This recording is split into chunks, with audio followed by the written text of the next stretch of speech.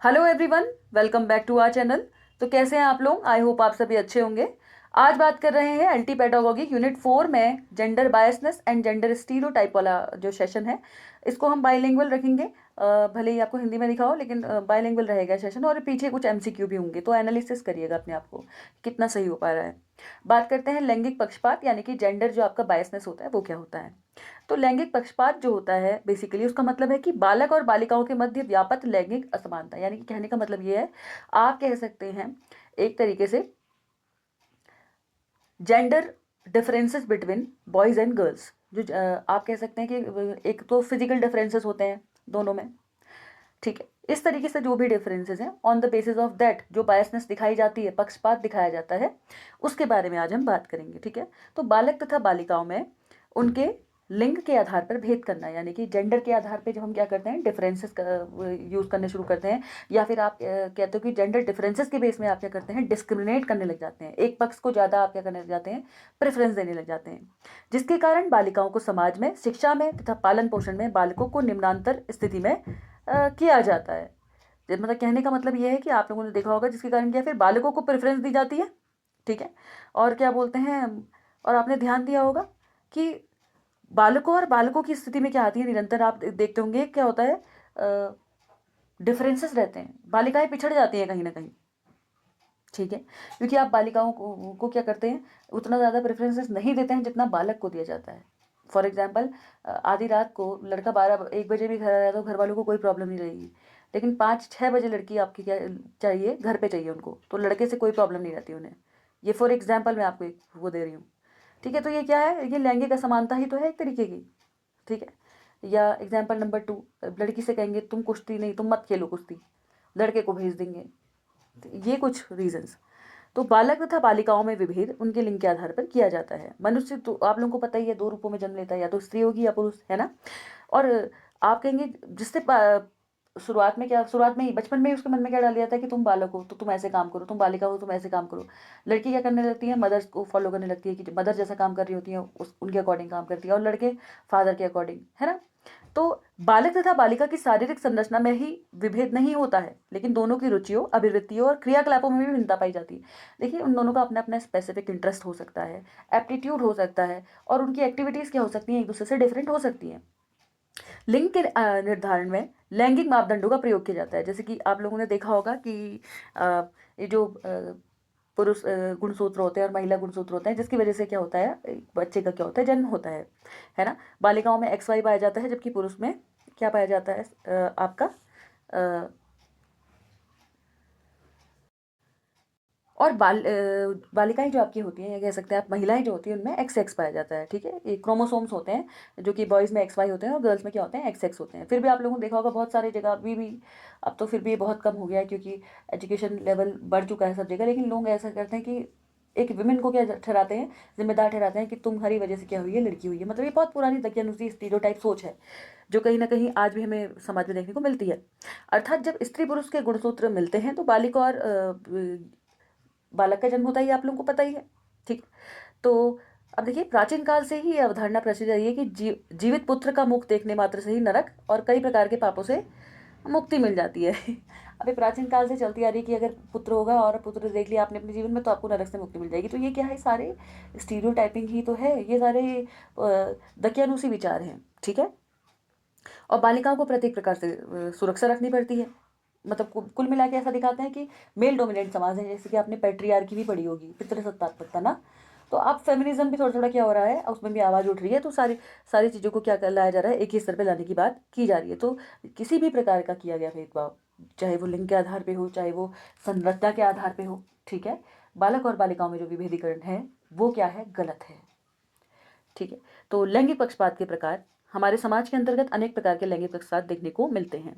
कितने तरीके के हो सकते हैं ये, जातिगत हो सकता है, ठीक है, प्रजाति हो सकता है, लिंगी हो सकता है, भाषाई पक्षपात हो सकता है, रंगगत पक्षपात हो सकता है, सांस्कृतिक हो सकता है, आर्थिक हो सकता है, साथ ही साथ स्थानगत हो सकता है। सबसे पहले जातिगत हो सकता है, ठीक है। फॉर एग्जाम्पल, एक एग्जाम्पल मैं ले रही हूँ, महिलाओं से बहुत सारे जगह पे ऐसा कहा जाता है, अगर तुम मंदिर जा रही हो, अच्छा दुपट्टा ओढ़ लो, अच्छा कॉस्ट्यूम ये पहन लो, ठीक है, अलग अलग तरीके का हर हर जगह पे। तो मतलब कई जगह पे ऐसा है कि महिलाओं से ज़्यादा कहा जाता है, ऐसा नहीं कि महिलाओं से ही कहा जाता है, लेकिन प्रजाति पक्षपात, अब ये आप उसके आसपास के एनवायरनमेंट कैसा है उसके अकॉर्डिंग उसको ढलना पड़ता है। लिंगिक पक्षपात आप समझते ही हैं। भाषाई पक्षपात, अच्छा आप लड़की हो तो थोड़ा धीरे धीमे बोलो, थोड़ा आराम से बोलो, ये सारी चीज़ें कही जाती हैं, जबकि मेल से ऐसा कुछ नहीं कहा जाता, ठीक है। रंगगत पक्षपात, अब क्या होता है कि यहाँ पे भी बातें आ जाती हैं, आपका कलर अगर फेयर हो तो ठीक है, अदरवाइज आपको बहुत सारी चीज़ें सुननी पड़ती है, समाज में दबना पड़ता है, ये होता है एक्चुअल में, ठीक है। पक्षपात के आधार हैं। सांस्कृतिक पक्षपात हो सकते हैं अलग अलग संस्कृति के अनुसार, आर्थिक पक्षपात हो सकते हैं और स्थानगत पक्षपात हो सकते हैं। उपयुक्त सभी पक्षपात मानव जाति के लिए क्या है, खतरा है। मनुष्य की एकता की स्थापना में ये सभी प्रकार के पक्षपात क्या है, बाधक है। कुल मिला के अगर आपको डेवलपमेंट करना है तो ये जो आप जेंडर डिस्क्रिमिनेशन कर रहे हैं, जो बायस हो रहे हैं एक ही जेंडर की तरफ, ये क्या करना पड़ेगा, आपको ख़त्म करना पड़ेगा। ये बहुत इंपॉर्टेंट है। क्यों? क्योंकि आप देखिए ना, पुराना और अभी का, अभी आप सेक्स रेशियो ही उठा के देख लीजिए। अब ये एक हँसाने वाली बात है वैसे, लेकिन आजकल लड़के शादी करने के लिए लड़कियाँ ढूँढ रहे हैं, लड़कियाँ मिल ही नहीं रही हैं। क्यों? क्योंकि भाई समाज का जो एक तबका था वो इतना दबा था, इतनी नैरो मेंटालिटी उसकी थी। उसने क्या किया, समाज में ऐसी सोच जागृत कर दी कि लड़कियाँ ही, लोग चाहते ही नहीं थे कि उनकी लड़कियाँ हैं। तो अब देखो जरा, समाज में लड़कियाँ ही नहीं मिल रही हैं लोगों को, ठीक है। क्यों? क्योंकि वो क्या है, सेक्स रेशियो मेंटेन ही नहीं है, ठीक है। पुरुष समाज ज़्यादा है, महिलाएं कम है। तो ये जो है, इसको भी खत्म करने के लिए आपको क्या करना पड़ेगा, एजुकेशन स्प्रेड करनी ज़रूरी है, और ये जो आप डिस्क्रिमिनेशन कर रहे हैं इसे बंद करना पड़ेगा। तो यूनेस्को की रिपोर्ट के अनुसार भारत में प्रतिवर्ष 1 करोड़ 30 लाख कन्या भ्रूण हत्याएं कर दी जाती हैं। इसी से आप अनुमान लगा सकते हैं कि लैंगिक पक्षपात या लिंगी विभेद कितनी भयावह अवस्था में पहुंच चुका है। तो आप लोग समझ रहे होंगे, यही एक कारण है कि क्या है, आपको देखिए जब आप सेंसस होता है तो आप लोग देखते होंगे कि क्या बोलते हैं, सेक्स रेशियो कितना ज़्यादा कम है ना। जैसे कि आप लोगों ने देखा होगा, हमारे इंडिया का ही देख लीजिए या उत्तराखंड का देख लीजिए। 1000 में 943 गर्ल्स हैं हमारे इंडिया में, और 963 हैं हमारे उत्तराखंड में, है ना। तो ये देखिए, 1000 मेल में फीमेल इतनी कम है, 963 ही हैं उत्तराखंड में। तो ये सारे कुछ कारण हैं। लैंगिक पक्षपात के प्रमुख कारण जो हैं वो हैं मान्यताएं एवं परंपराएं, जो पुराने ट्रेडिशनल मानते हैं लोग अभी भी बेफालतू में, ठीक है।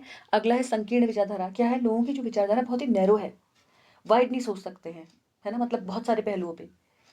तो मतलब कि कहने का सीधा सीधा मतलब ये, जीन्स में ढकी लड़की इनको पसंद नहीं है, इनको साड़ी वाली लड़की चाहिए, ठीक है। जागरूकता का अभाव, जागरूक नहीं है लोग, समाज जागरूक नहीं है, अशिक्षा, ठीक है। सबसे बड़ा कारण ही क्या है, जहाँ पे लोग एजुकेटेड नहीं है, इलिटरेट हैं, वो है एक असली प्रॉब्लम। अगला है आर्थिक तंगी। आर्थिक तंगी होती है लोगों के पास, उनको पता नहीं है अवेयरनेस के लिए क्या क्या चीज़ें की जानी चाहिए, तो फिर ये सारी प्रॉब्लम्स होती हैं। सरकारी उदासीनता, ठीक है। फिर है सांस्कृतिक कारक, सामाजिक कुप्रथाएं जो समाज में पहले से ही चली आ रही हैं, ये सारी चीज़ें भी कुछ इसके अंदर महत्वपूर्ण रोल निभाती है। दोषपूर्ण शिक्षा प्रणाली और मनोवैज्ञानिक कारक। आप लोगों ने देखा होगा, दोषपूर्ण शिक्षा प्रणाली के अंतर्गत, जैसे किताब में आप लोग कभी देखना, फॉर एग्जाम्पल मैथ्स में, तो ये लोग क्या लिखते हैं कि एक आदमी है, उनके काम करने की क्षमता ये है कि वो एक दिन में कितने 8 घंटे काम करते हैं, तो औरत का हमेशा कम ही बताएंगे, वो 6 घंटे बताएंगे। क्यों? अरे आप तो खुद ही बुक में डिस्क्रिमिनेट करना शुरू कर दे रहे हैं। तो ये जो डिस्क्रिमिनेशन है, जब ये खत्म होगा ना, तो सारी चीज़ें क्या आएंगी, लेवल में आ जाएंगी। मान्यताएं तथा परंपराएं क्या होती हैं, ये जैसे कि आप लोगों ने देखा होगा, जीवित पुत्र का मुख दिखने से क्या बोलते हैं, नरक से मुक्ति मिल जाती है। ये सारी क्या है, पुरानी। और जैसे कि आप लोगों ने देखा होगा, पुत्र ही क्या देगा, अग्नि देगा।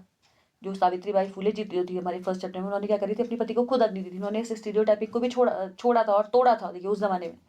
लेकिन आज के ज़माने में भी लोग ये करते हैं, फॉलो तो होता ही है, ठीक है। ये पिंड आदि जो होते हैं सब पुत्र के हाथ से दिए जाते हैं। अधिकांश बालिकाओं को तो बोझ समझकर उनका पालन पोषण ही नहीं किया जाता है, ऐसा देखने को मिलता है अभी भी समाज में।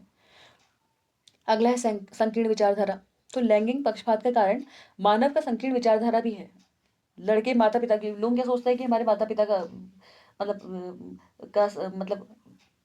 माता पिता ऐसा सोचते हैं कि लड़के हमारे आने वाले टाइम पे क्या बनेंगे, सहारा बनेंगे, ठीक है। और भाई लड़के को देखो, वहाँ लड़का वृद्धाश्रम में छोड़ के आया रहा है। ज़रूरी नहीं है हर लड़का ऐसा ही हो, कभी कभी कोई भी कर सकता है, वो लड़की भी कर सकती है। लेकिन एक, मैं फॉर एग्जाम्पल एक रीज़न दे रही हूँ, लोगों की मेंटेलिटी इतनी ज़्यादा होती है कि ऐसा वो सोचते हैं। वहीं लड़की की पैदा होने पर शोक का माहौल होता है कि अरे लड़की हो गई, इस तरीके से, क्योंकि उसको दहेज देना पड़ेगा, विवाह के लिए वर ढूंढना होगा, तब तक सुरक्षा प्रदान करनी होगी, ठीक है। ये सारे क्या है, मतलब एक तरीके से बैरियर्स है ना, समाज में विकास करने के लिए नहीं होने देते हैं, जो कि अगला है जागरूकता का अभाव। लैंगिक पक्षपात जागरूकता के अभाव से भी होता है। समाज में अभी भी लैंगिक मुद्दों पर जागरूकता की कमी है, जिसके कारण बालक बालिकाओं की देखरेख, शिक्षा तथा पोषण आदि स्तरों पर क्या किया जाता है, भेदभाव किया जाता है। ठीक है। अगला है अशिक्षा। लैंगिक पक्षपात का मुख्य कारण अशिक्षा है, क्योंकि अशिक्षित व्यक्ति परिवारों तथा समाजों में चले आ रहे हैं। देखिए, मैं आपको एक बात बता देती हूँ, अंधविश्वास पर भरोसा कौन करता है? जो समाज क्या है, जो पढ़ा लिखा नहीं है, जिनको किसी कारण वो वंचित रह गया पढ़ने लिखने से, उनको पता तो कुछ होता नहीं है, तो जो पुराना समाज उनका फॉलो करता आ रहा है, वो अभी भी उसी को फॉलो करते रहते हैं। ठीक है। और वो लड़के को लड़की से क्या मानते हैं, ज़्यादा ऊपर मानते हैं। आगे है आर्थिक तंगी। लैंगिक पक्षपात का एक कारण आर्थिक तंगी है, क्योंकि आप लोगों को पता है बहुत सारी जनसंख्या हमारी ऐसी है जो आर्थिक तंगी से जूझ रही है, और इस कारण भी वो बालिकाओं की अपेक्षा बालकों को संतान के रूप में प्राथमिकता देते हैं। उन्हें ऐसा लगता है कि कल के दिन में मेरा लड़का कुछ करेगा, जॉब करेगा और मुझे पालेगा। ये सब मतलब एक अवधारणा होती है लोगों की। आगे सरकारी उदासीनता। लैंगिक पक्षपात बढ़ने में सरकारी उदासीनता भी एक कारक निभाती है, क्योंकि सरकार लिंग में भेदभाव करने वालों के साथ सख्त कार्यवाही नहीं करती है। ध्यान दीजिएगा, ये जो भ्रूण हत्या इतनी हो रही है, ये सारी चीजें जो इतनी हो रही है, इसके खिलाफ अगर सख्त आदेश बना दिया जाए, सख्त चीजें बना दी जाए, बनाई गई लेकिन काफी टाइम बाद बनाई गई, बहुत पहले मशीन वगैरह भी होती जिससे सब कुछ पता चल जाता, तो ये सब चीजें क्या थी, लेकिन इसकी वजह से भी समाज में क्या आई, ये सारी परेशानी आई जो आज लैंगिक पक्षपात देखने को मिलता है, अभी भी देखने को मिल रहा है, वो भी इसका एक कारण है। ठीक है।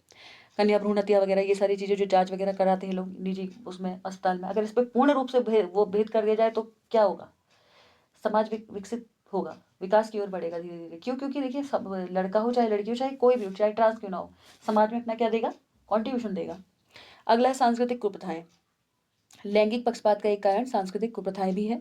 भारतीय संस्कृति प्राचीन काल से ही क्या रही है, पुरुष प्रधान रही है। देखिए, सांस्कृतिक कुप्रथाएं क्या, आप देखिए हर चीज में आप लोगों ने देखा होगा, जैसे पूजा होगी, हवन होगी, तो कहेंगे मेल ही करेगा।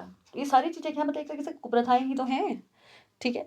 तो ये सारी चीजें क्या है, एक तरीके से जिसमें क्या हो जाता है, पुरुष का स्थान प्रधान हो जाता है, महिलाओं का गौण, यानी कि पुरुष एक तरीके से मेल जो होता है वो प्राइमरी रोल निभाता है, फीमेल क्या निभाती है, सेकेंडरी रोल। अगला है सामाजिक कुप्रथाएं। लैंगिक पक्षपात का प्रमुख कारण सामाजिक कुप्रथाएं हैं, ये तो आप जानते ही हैं। ठीक है। अब देखिए, सामाजिक कुप्रथाएं के अंदर क्या क्या आता है, दहेज प्रथा, कन्या भ्रूण हत्या, बाल विवाह, पर्दा प्रथा, विधवा विवाह निषेध, छेड़खानी एवं व्यभिचार, डायन मिसाई। ठीक है। ये सारी चीज़ें आप लोग समझ रहे हैं, ये सभी क्या है, सामाजिक कुप्रथाएं, जिसके तहत भी ये सारी चीज़ें, डिस्क्रिमिनेशन, ये सब आता है। ठीक है। ये सभी समाज के अंतर्गत होने वाली सामाजिक कुप्रथाएं हैं जो लैंगिक पक्षपात का क्या है, मुख्य कारण है। दोषपूर्ण शिक्षा प्रणाली लैंगिक पक्षपात का एक मुख्य कारण है। कुछ जगहों पर भारतीय शिक्षा प्रणाली दोषपूर्ण है, जिस कारण शिक्षा का संबंध व्यक्ति के व्यवहारिक जीवन से नहीं हो पाता। आई होप यहाँ तक भी आपको चीज़ें समझ में आ रही है। जैसे कि फॉर एग्जाम्पल, मैं आप लोगों को एक एग्जाम्पल दे रही हूँ। आप लोगों ने देखा होगा बीएड में इन्होंने बहुत सारे टॉपिक डाले थे, सावित्रीबाई फुले इन्होंने नहीं डाली थी, सारे मेल हैं वहाँ। रविन्द्रनाथ टैगोर इन्होंने डाले हुए हैं, गांधी जी इन्होंने डाले हुए हैं, जितने हैं सारे मेल हैं। हम मानते हैं कि चलिए वो बहुत अच्छा काम उन्होंने किया, लेकिन सावित्रीबाई फुले जो, मतलब वो तो उस जमाने में ऐसा काम कर गई जो तो इनमें से किसी ने भी नहीं किया था, लेकिन उनको इन्होंने इंक्लूड ही नहीं किया। अब ये क्या, ये सही है? एक तरीके से आप खुद सोचिए एक बार। तो यहाँ पर भी क्या है, दोषपूर्ण शिक्षा प्रणाली तो हुई है एक तरीके से। आपने अवेयरनेस फैलाने के लिए अभी एलटी के एग्जाम में तो दे दिया, पहले तो था नहीं, फॉर एग्जाम्पल। ठीक है। आगे है मनोवैज्ञानिक कारक। लैंगिक पक्षपात में मनोवैज्ञानिक कारकों की भूमिका भी महत्वपूर्ण है। प्रारंभ से ही स्त्रियों के मस्तिष्क में यह बात खटकर रह जाती है कि पुरुष महिलाओं से क्या है, श्रेष्ठ, मतलब बचपन से ही सिखाया जाता है ना उनको, इस तरीके से उनकी परवरिश की जाती है कि लड़की चुप चुप ही रहेगी, शांति रहेगी, वो अपनी अवधारणा ही ज़्यादा नहीं रखेगी। ठीक है। तो ये सारी चीज़ें, तो महिलाओं को उनकी प्रत्येक आज्ञा का पालन और परमेश्वर की भांति समझ कर रहना चाहिए, इस तरीके की धारणाएं उनके मन में पहले से ही डाल दी जाती है। ठीक है। लैंगिक पक्षपात की समाप्ति के उपाय क्या क्या है, अगर इसको कम करना है, समाप्त करना है, तो जनशिक्षा का प्रसार। ज़्यादा से ज़्यादा क्या है, देखिए जितना ज़्यादा एजुकेशन फैलेगी उतना ज़्यादा लोगों में अवेयरनेस आएगी। ठीक है। विचार उनके अच्छे होंगे। अगला है जागरूकता लाना। जागरूकता कैसे आएगी, शिक्षा ही बहुत बड़ा क्या है, इसका टूल है, माध्यम है। अगला है भ्रूण हत्या रोकने हेतु कठोर प्रावधान, तो ये इन्फेंटिसाइड, ये सारी चीज़ें जो ये लोग करते हैं, इसको रोकने के लिए कदम उठाए जाए। फिर है बालिका शिक्षा का प्रसार, यानी कि विमेन एजुकेशन पर ज़्यादा से ज़्यादा ध्यान दिया जाए, उसका एक्सपांशन किया जाए। अगला है शिक्षा प्रणाली में सुधार हेतु नियम का प्रतिपादन। शिक्षा की जो प्रणाली है, देखिए आप अगर एग्जाम्पल्स बना रहे हैं, कोई भी चीज़ बना रहे हैं, तो इस तरीके से बनाइए कि मतलब कि ठीक है, आपको रेशियो ऊपर नीचे दिखाना होगा, लेकिन किसी क्वेश्चन में ऐसा भी तो हो सकता है कि विमेन ज़्यादा काम कर रही है, मेल कम कर रहा है। फॉर एग्जाम्पल, ये मैं एज एन एग्जाम्पल बता रही हूँ, या कुछ भी हो सकता है। बहुत सारी तरीके के क्वेश्चन होते हैं, बहुत सारी तरीके की सिचुएशन होती है, जिसमें आप उन दोनों में से हर कैंडिडेट को क्या दिखा सकते हैं, बराबर बराबर दिखा सकते हैं। फिर है बालिकाओं हेतु पृथक व्यावसायिक विद्यालयों की स्थापना, कि मतलब कुछ वोकेशनल ऐसे कि जिसके लिए क्या करी जाए, कुछ पर्टिकुलर ऐसे विद्यालयों की व्यवस्था कर दी जाए कि उनके लिए एक्स्ट्रा व्यवसाय भी हों। फिर है सामाजिक कुप्रथाओं पर रोक, सबसे ज़्यादा ज़रूरी तो यही है सामाजिक कुप्रथाओं पर रोक। जैसे आप धीरे धीरे बहुत अच्छा चीज़ें देखने को भी मिल रही हैं, सभी जैसे मिलिट्री वगैरह में भी क्या है, वुमेन्स के लिए आप कोई दिक्कत नहीं है, वहाँ भी हो जा सकती है, पहले ऐसा नहीं था, है ना। तो ये भी तो क्या थी, जेंडर बायसनेस ही तो थी। अब है सुरक्षात्मक वातावरण। अगर ज़्यादा से ज़्यादा क्या है, सुरक्षात्मक वातावरण कब बनेगा, जब देखिए समाज थोड़ा लिबरल बनेगा, शिक्षित बनेगा, है ना। फिर है प्रशासनिक प्रयास, एडमिनिस्ट्रेटिव तरीके से भी क्या किया सकते हैं, कुछ ना कुछ प्रयास किए जा सकते हैं, रिफॉर्म्स किए जा सकते हैं। संवैधानिक उपचार, ठीक है, संवैधानिक रूप से भी ये काम कुछ किए जा सकते हैं। अब कुछ MCQs आपके सामने हैं, तो देखिएगा ज़रूर कि आपको कितना समझ में आया है, एनालिसिस कीजिएगा अपने आप को, ठीक है। और वैसे भी ये क्वेश्चन जो हैं आपके, आप लोगों ने देखा होगा सीटेट में, ऑलरेडी आप पहले पढ़ते थे ये सब, पर अब देखते हैं आज थोड़ा सा। पहला क्वेश्चन हमारे पास है, एक अच्छी पाठ्य पुस्तक डैश से बचती है। A good text book avoids, एक अच्छी टेक्स्ट बुक जो होती है इनमें से क्या अवॉइड करती है? जेंडर बायसनेस, लैंगिक पूर्वाग्रह, जेंडर सेंसिटिविटी, लैंगिक संवेदनशीलता, जेंडर इक्वालिटी, लैंगिक समानता, और अगला है सामाजिक उत्तरदायित्व यानी कि सोशल रिस्पॉन्सिबिलिटी। पॉज कीजिएगा और आंसर दीजिएगा।